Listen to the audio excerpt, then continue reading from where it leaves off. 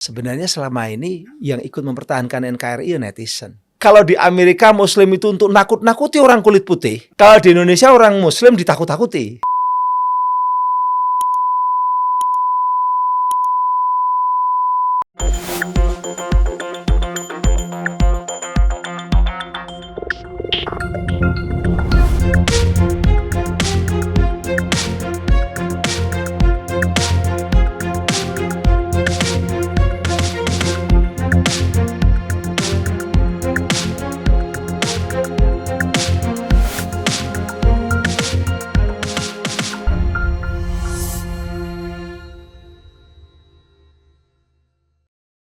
Selamat datang Prof. Henry Subiakto.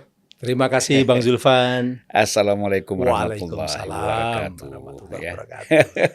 Sehat ya Prof ya? Alhamdulillah, ini ketemu sama senior ini harus sehat. Apalagi ada kopi. Ya. Setelah nggak di Kominfo, Prof sibuk di mana sekarang? Oh, di mana-mana. Kalau ngajar masih ya, tentu saja saya ngajar Di Erlangga ya? Erlangga, guru besar di Erlangga. Kemudian adalah nguji-nguji dokter sama profesor di Malaysia. Yang diuji profesor ya? Ya, profesor. Waduh. Karena saya external assessor untuk calon-calon profesor. Hmm. Jadi, sama ada juga S3 di PTN lain selain UNER. Saya hanya itu saja. Saya Ya. tidak swasta, enggak. Baik Prof, kita mulai ya. Saya mulai dengan Bismillahirrahmanirrahim. Kita lihat pemerintah ini kan sudah membentuk Satgasus ya. Satgasus digital untuk pemilu 2024. Nah, apakah menurut Prof Henry ini efektif atau tidak? Iya, kita tahu bahwa pemilu itu memang banyak hal yang harus disampaikan kepada publik. Iya. Minimal itu ada istilahnya electorate information, informasi-informasi kepemiluan. Iya. Itu yang tahu KPU sebenarnya. KPU, Bawaslu, kapan pemilunya, bagaimana cara ngitung, itu kan namanya electorate information. Iya. Walaupun itu pekerjaan KPU, Bawaslu, pemerintah harus ikut membantu. Iya. Karena negara ini sangat besar. Menyebarkan yang namanya kepemiluan, informasi kepemiluan. Iya.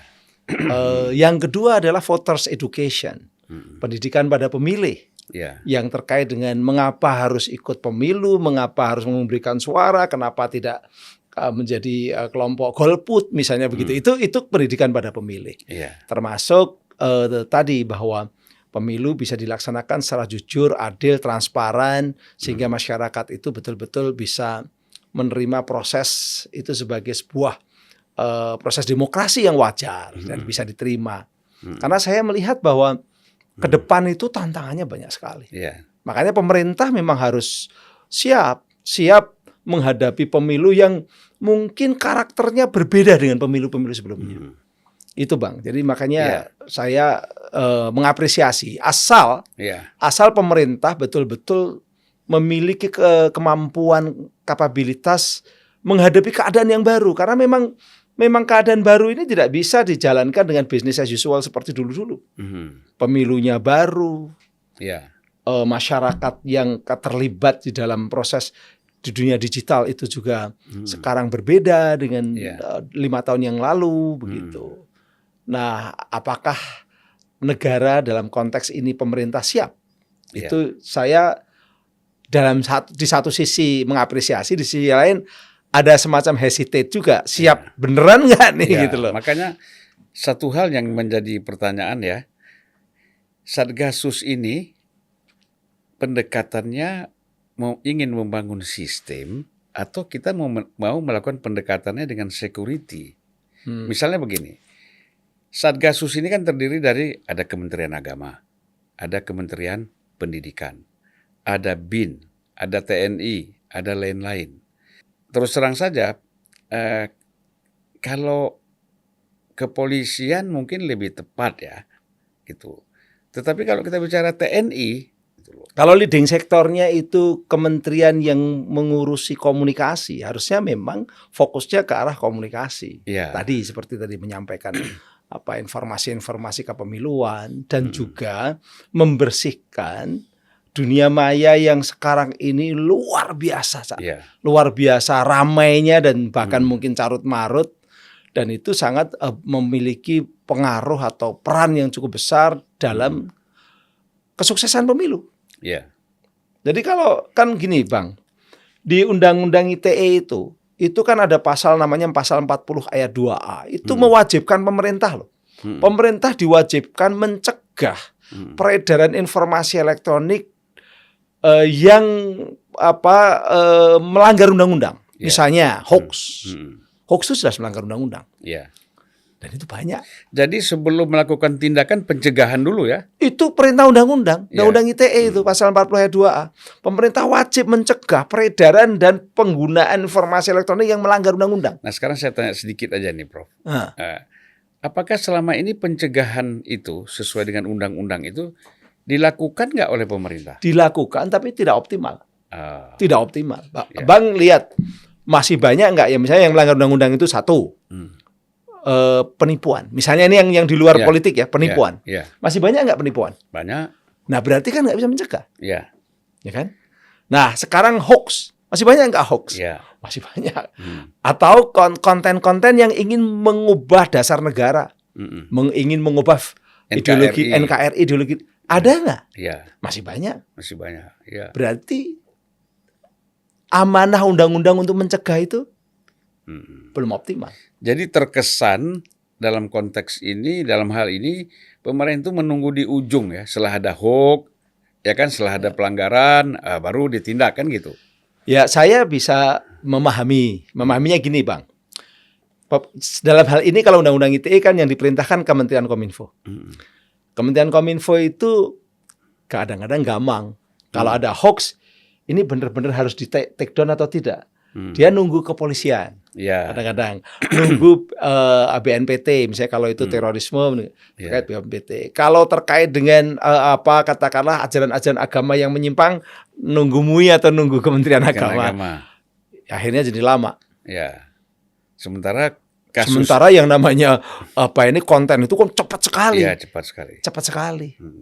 Kelewat beberapa jam atau hari ya sudah lewat. Besok udah numpuk ada yang lain. Iya.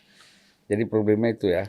Jadi lembaga terkait ini juga sebenarnya harus kerja cepat ya. Harus kerja cepat. Kalau bisa memang tim itu memang memantau dari waktu ke waktu, dari menit ke menit. Karena memang yang namanya netizen, Bang. Di Indonesia ini sekarang 210 juta. Ya. Pengguna internet itu 210 juta. Satu orang bisa punya lebih dari satu akun. Ya. Satu orang bisa punya lebih dari WhatsApp atau nomor telepon lebih dari satu. Itu kan jumlahnya begitu banyak. Ya. Makanya di era sekarang ini the power of netizen over the power of state. Kekuatan netizen itu sudah melampaui kekuatan negara. Ya. 210 juta karyawan Kominfo berapa? Karyawan pemerintah aja, nggak usah Kominfo. PNS pemerintah itu berapa? Itu pun ngurusi yang begitu banyak. Iya. Dan itu pun antara pemerintah pusat dan pemerintah daerah kadang-kadang nggak nyambung. Pemerintah pusat kebijakannya dengan presiden, pemerintah daerah kebijakannya bisa gubernur, bisa bupati, partainya bisa beda. Iya. Belum tentu inline atau hierarkis. Dan bahkan antar kementerian pun berbeda. Antar kementerian bisa berbeda partainya. Sehingga sebenarnya kekuatan negara yang sering orang cara teori ngomong negara kuat itu 20 tahun yang lalu, 15 tahun yang lalu. Sekarang netizen yang kuat. Sekarang yang kuat netizen dan juga platform-platform global. Ya. Karena mereka yang bermain. Ya, jadi presiden yang akan datang salah satunya mungkin presiden netizen ya. Nah, tantangan komunikasi politik ini dan digital kita dalam menghadapi pemilu 2024 ini apa? Pertama, kalau 2024 tentu saja melanjutkan tantangan 2029 yaitu apa? 2019 yaitu hoax pasti. Hoax tetap banyak, hate speech tetap banyak, konten-konten radikal juga akan banyak yang memanfaatkan radikalisme agama dan sebagainya. Yang membakar orang untuk menjadi berpikir tidak lagi rasional atau tidak lagi toleran. Kadang-kadang emosionalnya tinggi kan. Itu yang satu, itu yang pertama. Artinya ini sama dengan 2019. Ditambah lagi kalau saya melihat ada lagi namanya algoritma, Bang. Dulu 2019 juga ada, tapi tidak seperti sekarang. Algoritma itu teknologi yang ada di platform yang digerakkan oleh artificial intelligence. Kemarin Elon Musk mengatakan artificial intelligence more dangerous than nuclear weapons. Lebih bahaya dibandingkan dengan nuclear weapons, dengan senjata nuklir. Senjata nuklir itu bisa diledakkan menghancurkan dunia, tapi belum pernah diledakkan dari dulu. Iya. Dulu bom atom belum sampai kayak Ancaman-ancaman aja. Ancaman-ancaman aja. Dan itu dipikirkan. Tapi kalau artificial intelligence itu dia berkembang dan dia sudah bisa mempengaruhi jutaan, ratusan juta orang, bahkan miliaran orang lewat teknologi. Iya. Nah, ini apa itu misalnya? Ini yang kita lihat. Orang kalau dia itu menyimpang, Bang, nyimpang hidupnya, dia nggak merasa dirinya menyimpang. Iya. Karena dia didekatkan oleh konten-konten informasi ataupun juga akun-akun yang sama-sama menyimpang. Iya. Ini sekarang banyak yang namanya pengguna media sosial, bahkan konten kreator yang awalnya itu dikritik karena dia dianggap menyimpang hidupnya, tapi lama-lama dia didukung oleh orang-orang yang sepikiran sama-sama menyimpang. Dan akhirnya dia merasa tidak menyimpang karena apa? Orang di seluruh dunia bisa dikumpulkan. Kan media sosial itu kan borderless, bisa di seluruh dunia. Minimal Indonesia lah, kalau pakai bahasa Indonesia. Itu di Indonesia juga jumlahnya banyak. Makanya orang di sekarang ini gara-gara media sosial dengan algoritma dan artificial intelligence-nya itu, orang yang memiliki karakter keras dia akan semakin keras.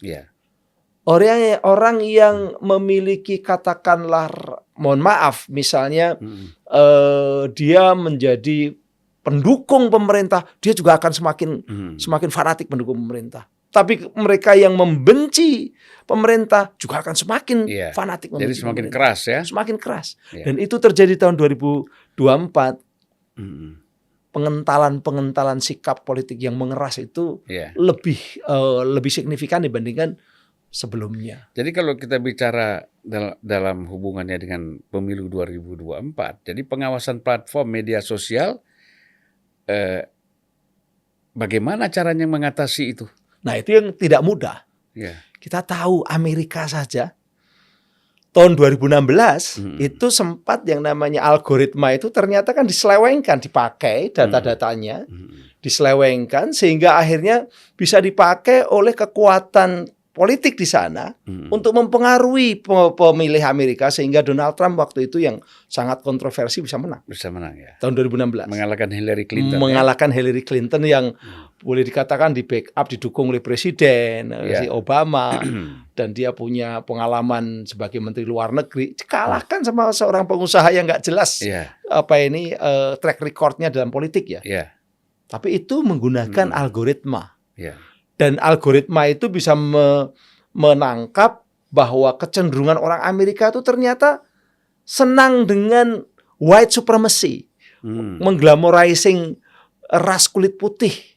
Maka lalu yang dipakai oleh si Trump waktu itu adalah make America great again, make America white again. Seakan-akan kulit-kulit di luar bawang putih itu jadi ancaman. Maka, munculnya kesimpulan-kesimpulan ini karena algoritma, karena adanya big data yang terkumpul dengan menggunakan itu. Nah, sehingga lalu iklan di media-media di platform digital di Amerika bisa berbeda dengan yang ada di luar Amerika, dan itu spesifik sekali mempengaruhi yang namanya para pemilih. Menanglah Trump. Artinya saya ingin mengatakan teknologi itu kalau dimanfaatkan oleh kekuatan politik tertentu juga bisa membuat rekayasa politik. Ya kalau kita lihat Trump ya, kemenangan Trump itu kan dianggap oleh Partai Demokrat. Itu kan satu itu tadi memang betul bahwa ada pemanfaatan algoritma. Untuk mempengaruhi para pemilih kan. Tapi juga kita mendengar ya bahwa peran Rusia di dalam memanfaatkan isu itu juga bagaimana mereka mempengaruhi dunia katakanlah algoritmanya yang ada di Amerika untuk dikendalikan, diarahkan untuk memenangkan Trump ya. Betul, artinya lalu muncul sebuah keyakinan dan fakta-fakta itu ada di film The Great Hack kalau di Netflix itu. Ya. Itu memang betul-betul data-data itu dimanfaatkan untuk mempengaruhi orang Amerika sehingga munculkan kemenangan yang kontroversi itu. Itu yang pertama. Dan itu konon ada peran dari negara lain, itu Rusia. Sehingga Trump sama Rusia waktu itu memang sebenarnya ada hubungan-hubungan. Sehingga menjadi semacam skandal dan sebagainya. Nah, walaupun kemudian 4 tahun berikutnya Trump kalah ya. Karena ada counter ya, ada counter juga. Orang Amerika ini kan pinter juga counter. Tapi walaupun ada counter, ada satu hal yang menarik, Bang. Tahun 2021 kemarin, setahun yang lalu, tanggal 6 Januari, itu puluhan ribu orang Amerika demo menduduki gedung Kongres. Dan 5 orang meninggal, 100 luka-luka. Ketua DPR-nya dikejar-kejar, disandra, mau dibunuh. Itu Pelosi itu. Ini negara demokrasi, Bang. Negara tempat kita belajar. Negara di mana orang terdidik juga banyak, ekonominya juga maju. Ternyata bisa kebalik-balik gitu loh.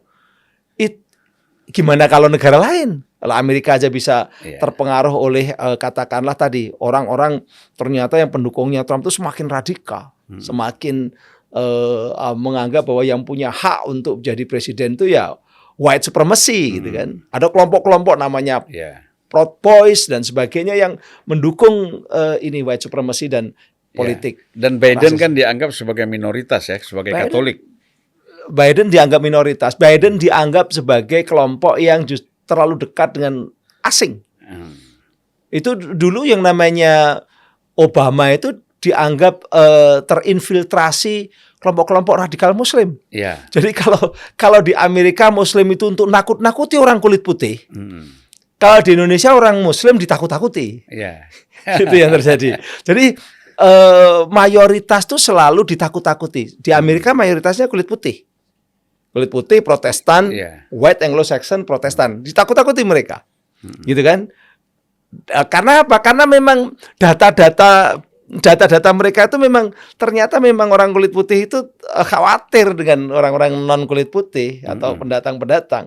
Lalu itu ditakut-takuti karena mereka mayoritas. Di Indonesia hampir sama sebenarnya.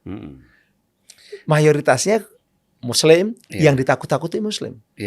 Tapi selama ini kan kita alhamdulillah Indonesia masih jauh lebih baik lah katakanlah. Sampai sekarang ya masih jauh lebih baik. Kembali lagi. Tampaknya kan dengan membentuk Satgasus itu kan ada upaya dari pemerintah ya paling tidak untuk bagaimana mengamankan digitalisasi ya yang digunakan di dalam pemilu misalnya supaya pemilu ini lebih aman ya lebih kondusif kan gitu. Nah tapi kan tantangan apa kita lihat Satgasus ini upaya-upaya yang dia lakukan dari sekarang misalnya. Sejak terbentuk itu, Prof, sudah ada perkembangan nggak? Saya belum melihat perkembangan. Terus terang, saya itu kalau ngelihat media sosial, itu agak sedikit miris juga. Media sosial itu kan boleh dikatakan freely, bebas sekali. Abang bisa kok punya akun lebih dari 10 bisa. Dengan nama macam-macam, kucing tidur atau kucing garong. Coba. Sekarang demokrasi di media sosial itu jangankan ngomong, bikin akun puluhan akun bahkan ratusan akun bisa. Di satu sisi kartu prabayar HP itu tanpa NIK dan KK bisa kering kita beli di pinggir-pinggir jalan. Berarti kita bisa bikin akun baru pakai bikin katakanlah email dengan nomor ini. Ini semua basis dari persoalan pemalsuan itu kan dari situ. Nah kemudian akhirnya apa yang terjadi di media sosial? Begitu banyak akun-akun yang tidak teridentifikasi identitasnya. Kalau orang nggak ada identitas itu biasanya melakukan apa saja merasa tidak punya tanggung jawab. Jadi kalau kalau kita ini tidak ketahuan saya siapa, abang siapa, mungkin di jalan-jalan tuh berani sembarangan buang sampah sembarangan, karena nggak tahu. Tapi kalau ketahuan, oh ini mobilnya Bang Zulfan Lindan. Iya, buang sampah di jalan tol. Buang sampah di jalan tol. Oh ini komisaris banget jalan tol. Buang sampah di jalan tol lah udah bubar sudah. Atau saya. Tapi kalau orang tidak punya identitas, dia bisa melakukan apa saja. Lempar batu sembunyi tangan, buang sampah, mengata-ngatai buruk, dan itu yang terjadi di media sosial kita. Karena apa? Identitas itu sebenarnya sangat penting di dalam kehidupan sosial. Dia menjadi norma yang menjaga kita. Makanya kenapa kalau namanya Akabri itu identitasnya gede-gede pakai nama lagi. Dia nggak akan berani macam-macam. Tapi kalau orang mau berkelahi, biasanya cuma pakai kaos doang, nggak ada namanya. Gitu kan. Atau mau berbuat sesuatu yang negatif ya? Iya, nggak ada identitasnya dibuang. Kalau perlu tutupin mukanya. Gitu. Nah, jadi kalau kita lihat di situ ya, Prof. Saya kembali lagi, kontrol kita kan pemerintah ini masih lemah terhadap tadi kan, terhadap identitas, bagaimana mendata identitas orang. Ya, termasuk seperti orang membeli kartu telepon tanpa identitas misalnya. Iya. Ya kan? Itu kan satu masalah tersendiri. Akhirnya itu menjadi ini, Bang, menjadi induk dari banyaknya pemalsuan dan kriminalitas. Penipuan-penipuan itu dimulai dari situ. Termasuk ya media sosial. Coba media sosial kita begitu bebasnya, seakan-akan di media sosial itu semua orang itu setara. Atas nama demokrasi kan semua orang setara. Iya. Tapi seorang kiai, bahkan Habib yang sejak kecil belajar Quran, belajarnya sampai ke luar negeri untuk belajar keagamaan, di media sosial bisa dibodoh-bodohkan, bisa bukan dikritik tapi dilecehkan oleh orang yang nggak pernah belajar agama. Seakan-akan mereka setara. Sama lah. Profesor politik, profesor hukum, profesor ekonomi itu bisa disalah-salahkan. Oh iya. Profesor ekonomi sudah jadi direktur di World Bank, misalnya kata-kata sudah ngajar juga sudah kemalang melintang, dia juga jadi menteri keuangan, katakanlah begitu. Bisa dibodoh-bodohin sama orang yang nggak pernah belajar ekonomi. Itulah media sosial. Dan itu viral itu biasanya. Dan itu viral. Itu termasuk salah satu kegiatan netizen tadi ya. Netizen, tapi nggak masuk dalam pantauan-pantauan seperti ini.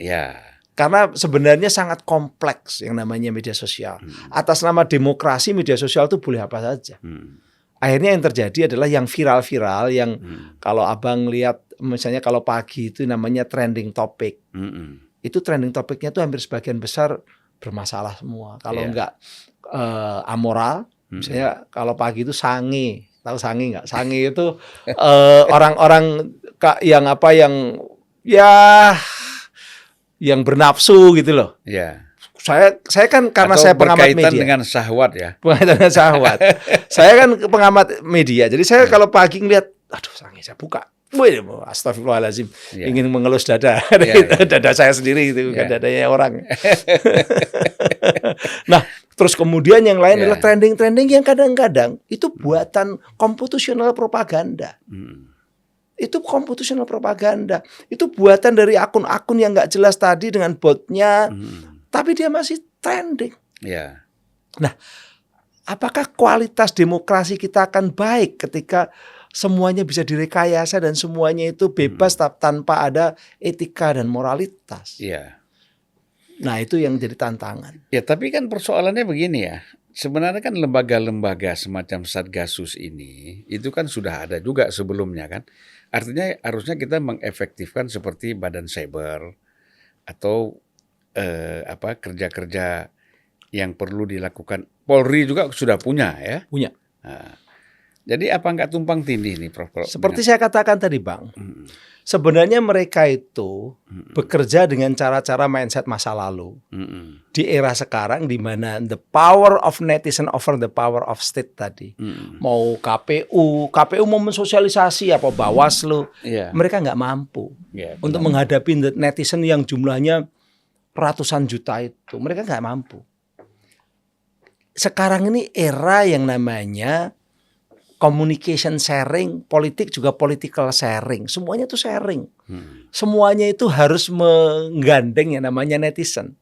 Ekonomi aja ekonomi sharing kok. Kita mau ngopi nggak perlu harus beli sendiri, tinggal kita pakai Gojek atau itu kan ekonomi sharing. Siapapun yang paling dekat dia yang beliin gitu. Komunikasi juga begitu. Maka mau Satgasus mau apapun, dia tidak akan mampu untuk menghadapi kondisi yang sudah berubah dengan netizen yang luar biasa tadi, kecuali melibatkan netizen. Kecuali menggunakan netizen juga atau mengajak netizen. Nah, ini perlu strategi tersendiri, Bang. Iya, iya. Jadi bukan dimusuhi ya. Bukan dimusuhi. Tapi diajak bekerja sama. Kerjasama. Untuk kepentingan bangsa dan negara. Sebenarnya selama ini yang ikut mempertahankan NKRI ya netizen. Iya. Yang mencerdaskan netizen. Kalau enggak ada netizen, itu suara-suara yang katakanlah anti Indonesia dalam artian anti NKRI itu juga ada. Kekuatan-kekuatan yang ingin merubah. Tapi netizen lah yang kemudian membentengi. Tapi saya ada satu ahli IT ya, itu pernah dalam satu pertemuan dia sampaikan bahwa sebenarnya kita ini setelah Rusia, kita ini kekuatan media sosial kita ini nomor 2. Ya. Hanya kelebihannya Rusia itu terorganisir, kita tidak organisir. Misalnya ada yang menjelek-jelekkan tentang Rusia, itu mereka bersama-sama terus menghadapi serangan dari luar kan, dari teknologi informasi, dari dunia internet ini. Kalau kita kan serangnya masing-masing, bro. Iya. Nah, itu menurut dia, sehingga itu tadi kalau diajak kerjasama, kemudian mereka jangan dihimpun juga ya, artinya kerjasama secara dunia maya inilah media sosial ini. Ya, voluntaristik, relawan aja. Iya, relawan, saya kira pasti bisa. Nah, ini yang perlu kemudian disadarkan atau disosialisasikan bahwa negara ini itu masa depan mereka. Saya yakin kalau semua atau banyak orang sudah menyadari bahwa masa depanmu, masa depan keluargamu, anakmu, adikmu itu adalah Indonesia. Mereka punya keinginan untuk menjaga negara ini. Kalau istilahnya orang NU itu kan hubul watan minal iman. Cinta terhadap negara itu bagian dari iman. Dan itu harus diterapkan. Harus diterapkan karena masa depan anak cucu kita. Kalau Indonesia bubar, emang kita masih bisa main podcast seperti ini. Memang Indonesia itu masih ruang kebebasannya itu masih relatif masih menyenangkan ya. Bagi kita bisa menikmati ruang bebas seperti ini. Mungkin kalau di Malaysia ini unpacking ini sudah ditutup nih. Oh iya. Atau seperti Akbar Faisal atau seperti Refli Harun misalnya, Rocky Gerung itu udah. Ya kalau di RRC juga nggak boleh kan, sama aja. Semua punya sistem sendiri-sendiri. Kita ini punya sistem demokrasi, tapi sekaligus juga kita punya nasionalisme yang kuat dalam Indonesia. Nah, ini yang harus kita jaga. Nah, apakah misalnya ya, bagaimana Prof melihat seperti sistem di Cina misalnya? Cina itu kan orang tidak bisa sembarangan menggunakan WA. Ya. Artinya terkontrol. Kalau nggak salah mereka punya apa? Dia punya ini? Kalau yang seperti WA namanya WeChat. WeChat ya. Ya. Dan kita bisa juga pakai WeChat di sini kan gitu. Nah, jadi kalau kita lihat itu kan dalam rangka mereka mengontrol kan warganya menggunakan media sosial ini kan. Ada upaya mengontrol, tapi yang tidak kalah penting adalah upaya untuk supaya warganya itu data pribadinya tidak digunakan atau tidak dikumpulkan, dimanfaatkan oleh negara lain. Itu yang kelebihan Cina. Cina tahu persis dia ketika menjadi negara tirai bambu itu menyiapkan diri untuk melawan Barat, terutama Amerika dan Eropa gitu kan. Mereka nggak mau menggunakan GPS karena GPS ini sebenarnya adalah milik Amerika. Mereka nggak mau menggunakan Google. Mereka punya Baidu. Mereka nggak mau menggunakan Facebook. Mereka punya Ren-Ren. Mereka nggak mau menggunakan Twitter, mereka punya Weibo, nggak mau pakai WhatsApp, punyanya WeChat. Semua dipersiapkan dan itu dibuat oleh negaranya sendiri. Akhirnya apa yang terjadi? Kalau kita Bang, kita pakai WhatsApp, kita pakai Google, otomatis data-data kita itu ya lari ke WhatsApp, lari ke Google. Iya. Ratusan juta rakyat Indonesia ya datanya ada di WhatsApp, ada di Google. Percuma aja ada undang-undang perlindungan Oh data, ya. iya sebenarnya saya mengatakan saya yakin Bang bahwa sebenarnya kita ini telanjang Iya. di hadapan platform-platform global. Telanjang. Iya. Telanjangnya begini. Sekarang saya duduk di podcast ini. Kira-kira WhatsApp tahu nggak? Kalau saya Sherlock. Pasti tahu lah. Tahu. Saya tadi dari mana juga tahu. Iya. Saya dari mana, teman saya siapa di media sosial tahu semua. WA sama siapa? WA sama siapa, akrabnya sama siapa, tahu semua. Tapi bagus juga itu, Prof. Jadi perselingkuhan itu semakin berkurang ya. Karena khawatir kan gitu. Ternyata kan nggak juga. Oh Kan gitu. begitu kan? Ternyata nggak Saya juga. pikir berkurang.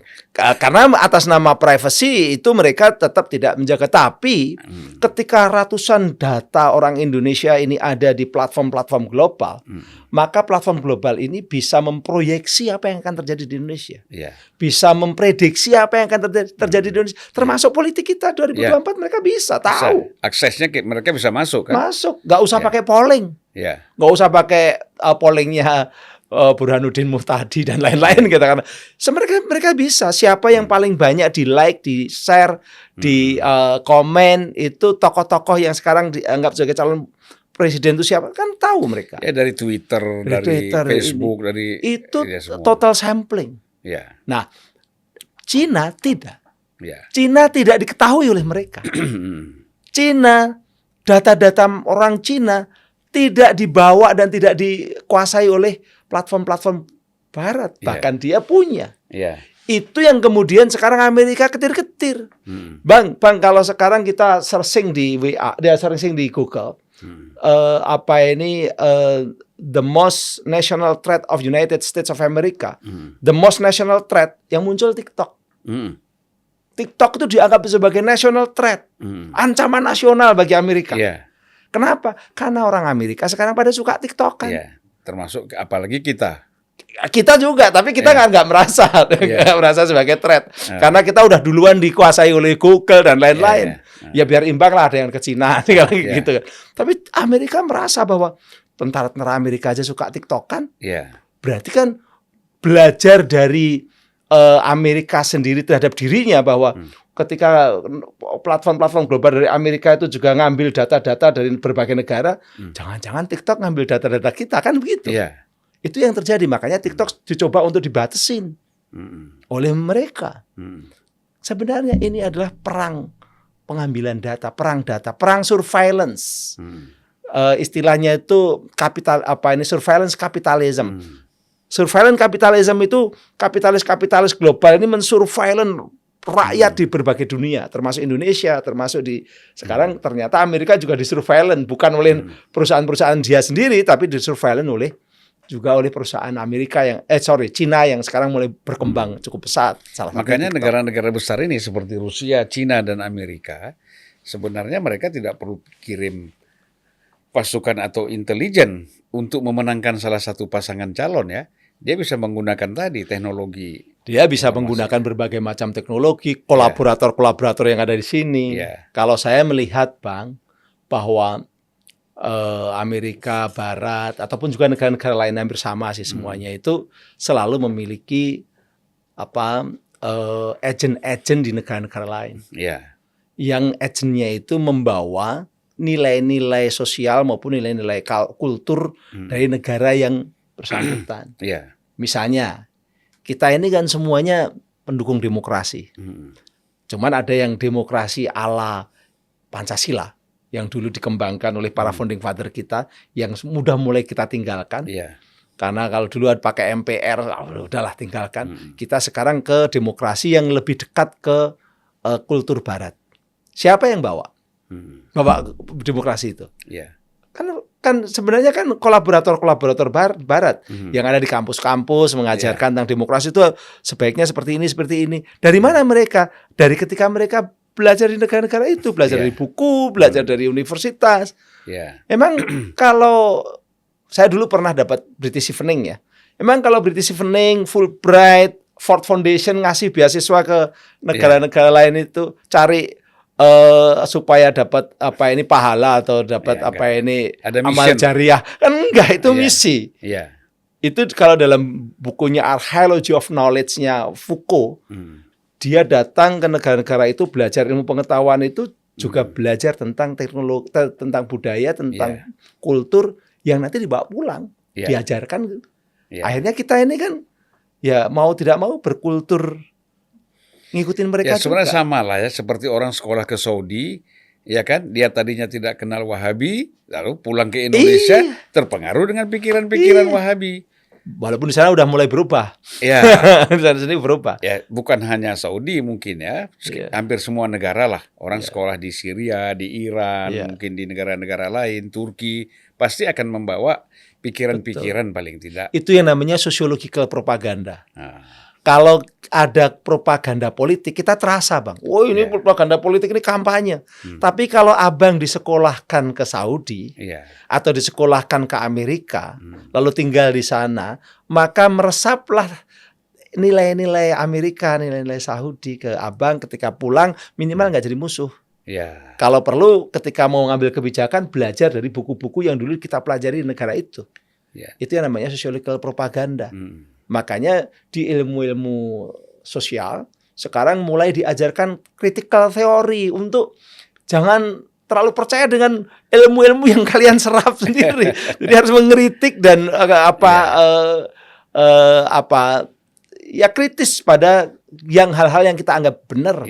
Jangan textbook aja. Jangan textbook aja. Ini kan banyak kan bahaya kalau orang bicara textbook. Yang padahal bertentangan dengan realitas. Dan yang sering muncul ketika dia ngajar atau dia pulang itu, dia selalu contohnya negara di mana dia belajar dulu. Kalau di Amerika begini loh. Kalau di Australia begini, di Inggris begini. Akhirnya kita ini ketika orang itu pulang, itu yang dibawa adalah ide-ide dari negara-negara itu. Jadi kembali lagi, Prof, ini kan sebenarnya semua yang kita bicarakan ini kan berkaitan dengan dunia information technology yang terus berkembang dan kemudian penerapannya kan dalam digitalisasi. Ya, nah kalau kita lihat persoalan utama itu adalah yang perlu disiapkan pemerintah di dalam menggunakan digitalisasi ini menghadapi pemilu agar tidak terjadi hal-hal yang justru negatif, itu apa saja yang perlu dilakukan? Pertama, kalau menurut saya, bagaimanapun juga sekarang ini media sosial itu sangat penting. Boleh dikatakan agenda media sosial itu berpengaruh pada agenda publik, apa yang dianggap penting oleh publik, termasuk juga agenda media massa. TV-TV itu kan yang diberitakan seringkali mulainya karena ribut-ribut di media sosial dulu. Ada trending topik di media sosial, angkat di TV, talk show di TV, talk show di podcast, kan dari media sosial dulu. Artinya media sosial ini memang harus mendapatkan perhatian, khususnya untuk supaya benar-benar bersih dari konten-konten bermasalah, minimal konten-konten yang melanggar undang-undang tadi, penipuan-penipuan, hoax, yang memupuk radikalisme untuk tidak percaya pada institusi-institusi demokrasi. Kita ini kan mau menjalankan ritual demokrasi dan sekaligus juga proses demokrasi. Kalau belum udah nggak percaya mah apa? Saya khawatir loh, Bang, bahwa apapun yang dilakukan oleh institusi demokrasi itu bisa nggak dipercaya, dan itu kalau sampai terjadi chaos dengan kondisi di mana orang-orangnya sudah semakin terbentuk, semakin keras. Mungkin lebih keras dibandingkan 2019, demo-demo 2019. Siapapun yang menang. Karena masing-masing sama. Terjadi pengentalan, pengerasan. Ini bahaya kan? Oh, bahaya. Bahaya. Makanya ini harus mengantisipasi ini. Ya, artinya kalau seandainya publik ini tidak mempercayai hasil perhitungan pemilu, ya kan? Ini kan terjadi konflik yang mungkin sebelum dihitung sudah ribut orang. Sekarang aja belum ada pemilunya aja sudah banyak yang nggak percaya. Belum ada capres. Belum ada capres saja. Sudah ada banyak yang mengatakan bahwa ini nanti akan ada rekayasa, akan ada begini. Nggak Jadi ada caleg ya. prasangkanya lebih Iya. tinggi. Nah, mungkin ini berdasarkan pengalaman yang mereka rasakan barangkali. Kan Nah, bisa jadi begini, Prof. Dia yakin betul misalnya di daerah sini partai ini yang menang, caleg ini yang menang, presiden ini yang menang. Tetapi kok tiba-tiba ketika diumumkan kalah, ya ini betul. ya kan? Karena kadangkala Mm-mm. apa yang ada di media sosial itu tidak selalu identik dengan apa yang terjadi di dunia nyata. Nyata. Ya. Media sosial tuh siapa yang apa akunnya banyak yang menguasai suara, ya kadang-kadang dia merah hijaunya mereka. Iya. Tapi di dunia nyata belum tentu seperti itu. Hmm. Dan di Indonesia walaupun katakanlah media sosial berkembang pesat, masih banyak juga orang yang tidak aktif di media sosial, terutama Twitter. Mm-mm. Twitter tuh hanya berapa puluh juta sih di Indonesia? Iya. Penduduk kita 275 juta. Twitter paling 20-an juta. Tapi gegap gempitanya Twitter itu luar biasa. Tapi tidak selalu dia mencerminkan realitas yang ada di luar sana. Makanya ketika di Twitter kayaknya ini warna merah atau warna kuning atau hitam yang menang. Di luar ternyata enggak. Mereka menganggap bahwa ini ada manipulasi dan sebagainya. Padahal yang sebenarnya bermasalah itu media sosialnya.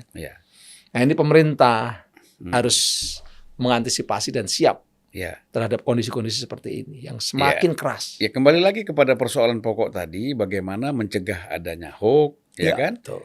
Kemudian mencegah adanya disinformasi yang tidak terkontrol, akhirnya itu merusak. Ya, ini kan tadi merusak pikiran kan? Mungkin perlu penataan tentang akun-akun yang unidentified tadi. Apakah mau kita biarkan? Karena itu tentu saja disinformasi itu dari sana mulainya. Tidak mungkin disinformasi itu disebarkan oleh akun misalnya katakanlah Joko Widodo. Dia nggak berani. Karena itu akan menghancurkan reputasinya Pak Joko Widodo atau Bang Zulfanlin dan Henry Subiakto lah. Iya, nggak akan berani. Ya nggak mungkin. Tapi yang nyebar itu pasti yang akunannya nggak ada identitas. Bahkan mungkin setelah nyebar dia hilang. Akun itu. Dan sering begitu kan? Dan ini yang sering seperti itu. Kemudian yang menyebarkan berikut baru adalah layer berikutnya. Nah, hal-hal seperti ini kan kita walaupun kita mau bicara ke depan akan lebih buruk, sekarang kita kan pernah punya pengalaman ya. Ini harusnya diantisipasi. Dan saya melihat itu belum banyak antisipasinya ke sana. Ya kalau sekarang kita lihat ya, kan harus ada solusi. Apakah e-voting itu menjadi satu solusi bukan?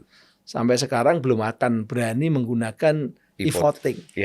Walaupun e-voting itu bisa menggunakan teknologi blockchain. Kalau teknologi blockchain, kalau ada yang ngerubah satu tempat ke tempat yang lain atau ngerubah, itu ketahuan kalau perubahan itu. Tapi selama ini kita masih memiliki kepercayaan lebih itu adalah ya nggak usah pakai digital, itu pakai kertas-kertas plano yang kemudian ditandatangani dengan para saksi, walaupun itu sangat mahal gitu kan, sangat mahal dan juga bisa diubah juga bisa. Ketika dari TPS ke ini bisa diubah.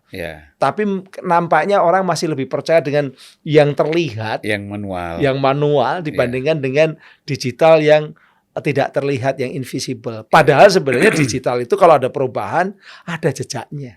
Apalagi blockchain lebih kuat. Cuman ya mohon maaf, kultur kita memang masih lebih percaya dengan yang nampak, yang tangible, yang invisible, yang visible. Dan nampaknya juga infrastrukturnya tidak siap juga ya. Itu juga salah satu alasannya untuk pembenar ya minimal itu. Dan tidak pernah ada upaya untuk membangun infrastruktur ke arah situ. Sebenarnya minimal kan begini Bang. Mungkin kalau votingnya e-voting berat infrastrukturnya. Tapi kalau hanya sekedar rekapan angka-angka itu supaya begitu lebih cepat dengan teknologi digital, misalnya blockchain. Blockchain itu kalau ada satu TPS ke TPS yang lain berubah, dia terpantau. Karena dia seperti buku debit kredit. Kalau di tempat saya debit, di tempat abang pasti kredit. Sehingga ketika satu berubah, yang lain harus berubah. Artinya ada teknologi yang lebih trustable, ada yang teknologi yang lebih transparan. Cuma memang ya sekali lagi kultur kita masih belum percaya dengan teknologi karena nanti disedot. Karena ada gitu data disedot, masih ada direkayasa. Padahal sebenarnya kalau orang yang belajar teknologi, setiap ada perubahan-perubahan itu pasti ada jejak digitalnya, ada URL-nya kelihatan, portnya kelihatan, ada yang berubah di mana dan sebagainya. Ya artinya kan nggak sulit ya kalau kita bicara tadi, karena BRI saja seluruh Indonesia itu kan bisa terkontrol. Iya, bank itu kan semuanya teknologi. Iya. Dan kita percayakan uang kita aman. Iya. Tapi bukan politik. Jadi politik itu memang kadang-kadang bikin itu yang membuat kepercayaan itu menjadi berkurang ya. Gara-gara politik. Prof. Sekarang ini ada pertanyaan, Prof, ini perkembangan teknologi digital dilihat ini kan berdampak besar seperti revolusi industri di abad ke-15 misalnya. Apa yang akan dirasakan publik atas perubahan dalam berbagai sektor? Itu betul nih, pertanyaan ini betul sekali, bahwa teknologi itu mendetermine kehidupan. Teknologi itu mengubah cara hidup orang, mengubah organisasi sosial kehidupan, bahkan mengubah sejarah.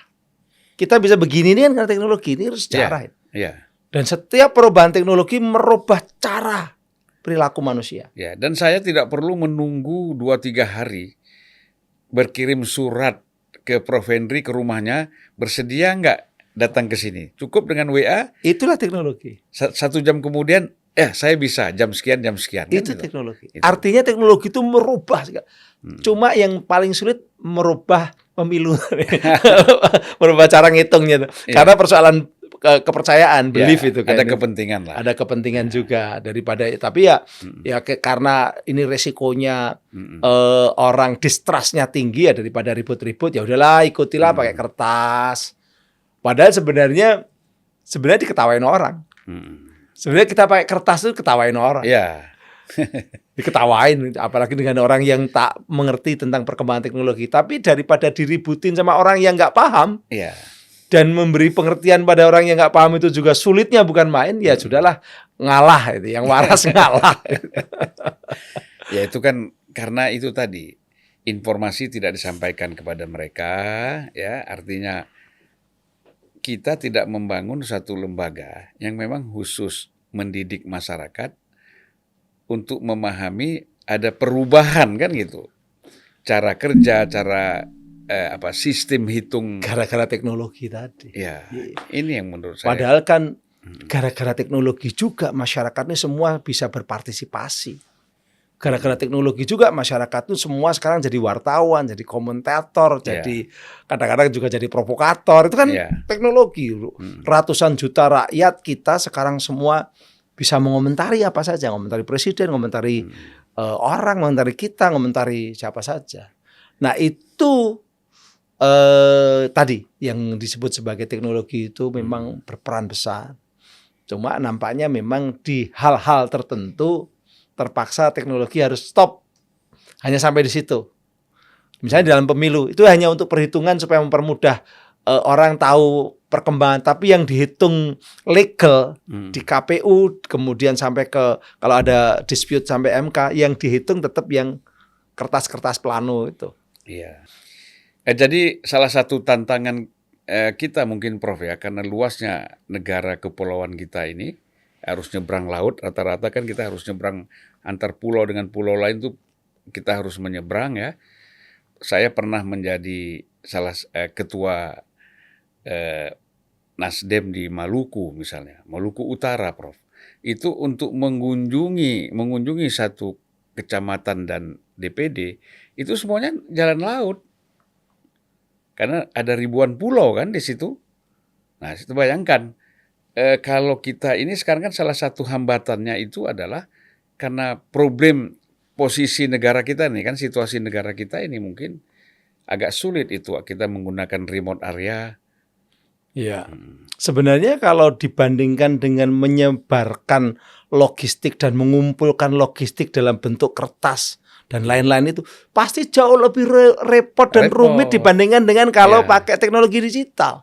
Iya. Teknologi digital asal ada sinyal, selesai. Teknologi digital kan selama di pulau-pulau itu bisa terjangkau internet, selesai. Tapi karena kita tidak percaya dengan sesuatu yang tidak terlihat, tidak selesai akhirnya. Akhirnya dua-duanya harus dipakai. Tapi yang logistik tadi sebenarnya sangat riskan. Indonesia 17.000 pulau, Bang. Itu kan memang sangat besar. Kita harus membangun infrastrukturnya juga sangat besar. Baik untuk logistik, apalagi logistik ya, berarti harus ada perahu, ada kapal di situ, ada speed di situ. Kalau untuk teknologi digital aja juga repot, karena harus membangun yang sekarang dilakukan oleh tempat abang ini di Bakti itu juga repot. Apalagi yang logistik. Cuma memang inilah tantangan Indonesia. Inilah negara yang sangat besar, yang harus kita jaga. Artinya kan menuju era digital ini harus membangun kecerdasan masyarakat kan gitu. Itu yang lebih sulit. Kalau membangun infrastruktur asal punya duit, duitnya dari mana nggak penting harus punya duit gitu. Bisa beli satelit, fiber optik bisa, tapi membangun sumber daya manusia supaya mereka bisa percaya, supaya mereka bisa ikut menjaga, itu yang lebih sulit. Dan problem itu masih jauh untuk diselesaikan. Ya, tapi kan upaya-upaya itu harus dilakukan, Prof. Oh iya. Ya, kita lihat.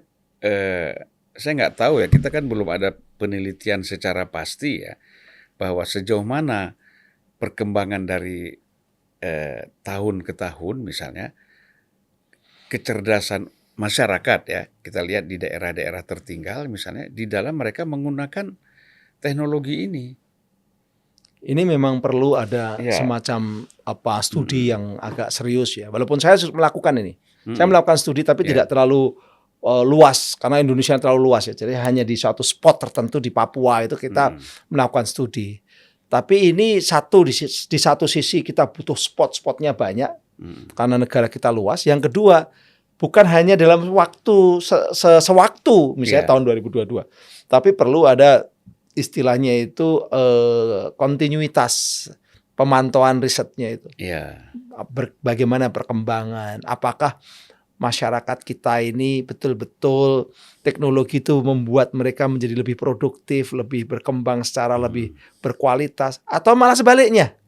Jangan-jangan orang ketika masuk internet, justru yang terjadi adalah tidak produktif, malah hanya TikTokan misalnya tadi, atau game atau apa. Ini perlu penelitian-penelitian riset seperti ini. Makanya saya malah berpikiran begini, Bang. Kalau perlu negara ini ketika dia membuat infrastruktur di daerah-daerah itu hanya ketika dia dibukakan internet dan itu disubsidi oleh negara, yang bisa memanfaatkan internet itu ketika dibuka hanya untuk platform-platform yang memang produktif, hanya untuk e-commerce, hanya untuk sekolah misalnya begitu, atau edukasi atau e-learning begitu ya. Bukan yang untuk main game, bukan yang untuk main ribut-ribut. Kalau itu boleh saja pakai, mereka mau main game boleh, tapi biar tuh operator seluler yang bisnis, yang dibuat oleh negara. Ketika dibuka di pulau-pulau terpencil, klik itu pakai untuk pendidikan, klik untuk meningkatkan kualitas pertanian, gitu. Pengalaman saya gini, ketika saya ada tugas dari DPR ya, ke Republik Iran, kira-kira waktu 2019 kemarin, begitu saya masuk hotel, saya coba buka akun-akun, karena di sana katanya kan nggak bisa. Saya coba tes. Begitu saya membuka satu website yang memang itu dilarang, ya, gitu. Misalnya persoalan saya membuka Time misalnya, Newsweek, gitu. Karena mereka khawatir ada propaganda kan. Nah, atau kita membuka majalah Playboy misalnya, itu langsung handphone kita down, gitu Prof, down. Terus keluar jawaban, Anda membuka akun yang dilarang oleh pemerintah. Nah, jadi kita dikasih kesempatan sekali lagi untuk mengaktifkan kembali handphone itu secara normal. Tetapi kalau 2 kali kita melakukan hal yang sama, maka handphone itu sama sekali tidak bisa aktif lagi. Nah ini saya kira kan kita bisa menggunakan ini ya. Dan itu bisa karena mereka tidak harus berdemokrasi seperti kita. Kalau di sini kayaknya pasti banyak orang marah. Tapi kalau tadi hanya untuk sinyal-sinyal internet yang memang disediakan oleh negara, disubsidi oleh negara, lalu di situ hanya platform-platform tertentu yang untuk produktif yang bisa dibuka, mungkin orang masih ya logis lah, namanya juga gratis dari negara. Ya. Tapi kalau udah namanya menggunakan operator-operator seluler yang bayar sendiri, terus kemudian ada larangan-larangan seperti itu, wah ini tapi kita pasti kontroversi. Seingat saya kita ada undang-undang pornografi ya. Ada. Nah, harusnya kan undang-undang itu sebenarnya kalau ada undang-undang itu hanya untuk menangkap atau katakanlah menghukum orang-orang yang ketahuan ya dia membuka akun-akun yang negatif misalnya. Tetapi kan bagaimana itu cara mengontrolnya? Tidak semua bisa dikontrol kan? Ya tadi sebenarnya kan di depan kita udah bicara bahwa di Undang-Undang ITE negara atau pemerintah wajib mencegah. Ya. Sebenarnya mencegah kalau untuk konten-konten yang melanggar undang-undang kayak pornografi boleh. Tapi kalau sudah naik tadi kayak Newsweek, kayak Times, ini kan emang undang-undang melarang Newsweek atau Times kan begitu kan. Itu kalau di sini nggak bisa lah. Nggak bisa. Tapi kalau seperti penipuan, perjudian, kemudian katakanlah yang memang ingin mengubah dasar negara itu masih karena emang dilarang undang-undang. Atau mencari rumah-rumah pelacuran misalnya kan itu bisa dilarang juga. Itu bisa dilarang. Ya kan? Itu bisa. Karena merusak masyarakat misalnya. Karena memang dilarang, pelacuran itu dilarang. Ya, ada undang-undangnya. Ada undang-undangnya. Itu boleh.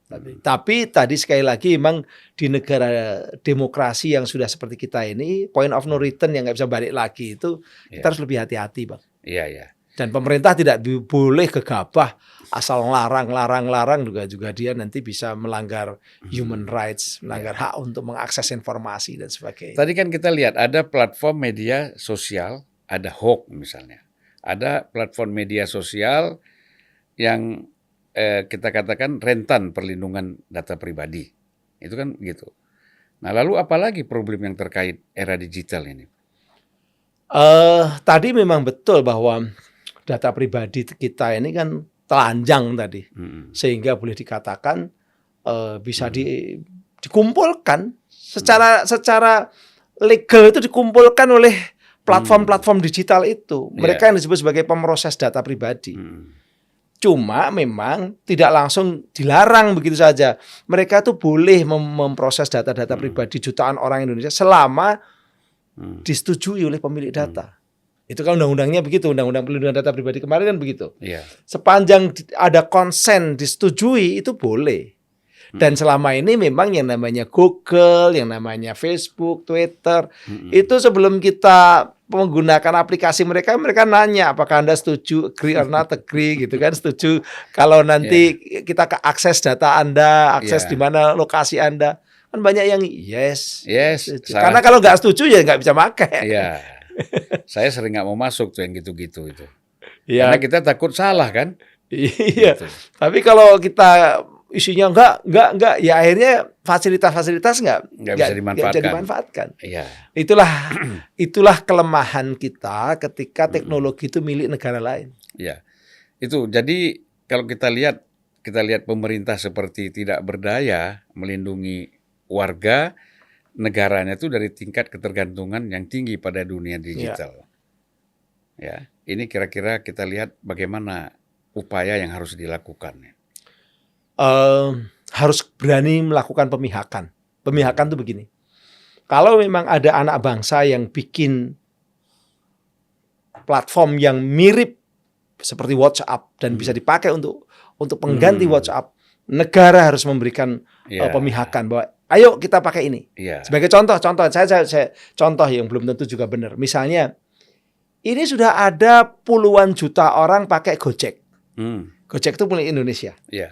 Bapak, kita kalau pakai Gojek kan kadang-kadang kalau menghubungi Gojekersnya itu kan sudah pakai, ada platformnya yang di dalam Gojek, yaitu ada fiturnya berkomunikasi dengan pengendara Gojeknya. Kenapa nggak dikembangkan sebagai pengganti WhatsApp? Toh jumlahnya udah cukup banyak.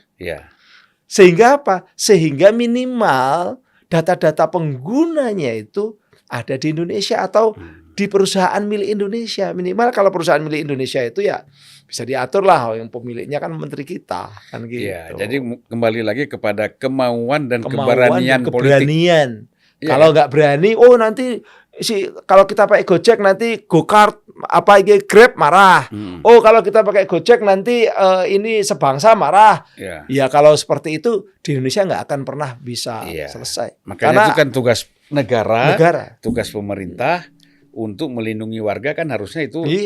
Cina kan berani. Walaupun Cina memang tidak demokratis. Ya sesekali kita harus berani untuk menentukan keberpihakan. Kan tidak semua harus dilihat dari aspek demokratis. Tapi kan ada kebutuhan-kebutuhan yang memang itu untuk perlindungan warganya itu harus dilakukan, nggak apa-apa saya kira kan. Kalau semua kita harus harus kita indikasikan dengan demokratis dalam pengertian demokrasi kebebasan. Ya, padahal kita kan ikut mereka terus. Ya, makanya itu. Nah, mungkin Prof kita minta untuk memberikan closing statement-nya. Ya. Closing statement saya adalah begini, bahwa mari kita ini mengembangkan diri kita mengikuti perkembangan teknologi untuk memahami bahwa ada sesuatu yang terjadi yang bisa berpengaruh pada kehidupan kita, termasuk kepada kehidupan negara kita. Maka harus kita jaga diri kita, termasuk jaga negara kita, karena negara kita itu seperti diri kita. Nasib diri kita ke depan, anak cucu kita itu ya ada di negara kita, maka kita jaga. Makanya kenapa saya selalu mengajak orang jaga negara kita seperti menjaga keluarga dan diri kita. Karena ke sana. Itu kira-kira itu aja. Saya nggak bisa lagi yang lain-lain. Prof siap ya menjadi presiden netizen ya? Nggak perlu jadi presiden. kita masih bisa berperan, bisa menyampaikan sesuatu, itu sudah alhamdulillah. Gitu. Baik Prof, terima kasih atas kehadirannya. Terima kasih Bang Zulfan. Mudah-mudahan ini bukan pertama kali Prof Henry datang ke sini, mudah-mudahan tidak bosan ya, bisa datang lagi lain kali akan kita lihat topik dengan mungkin yang lebih tajam, apalagi nanti menjelang pemilu. Ini penting sekali pemahaman soal masalah digitalisasi ini ya. Nah, kita akan membutuhkan Prof Henry. Amin. Terima kasih Prof. Terima kasih Bang Zulfan. Wassalamualaikum warahmatullahi wabarakatuh. Waalaikumsalam.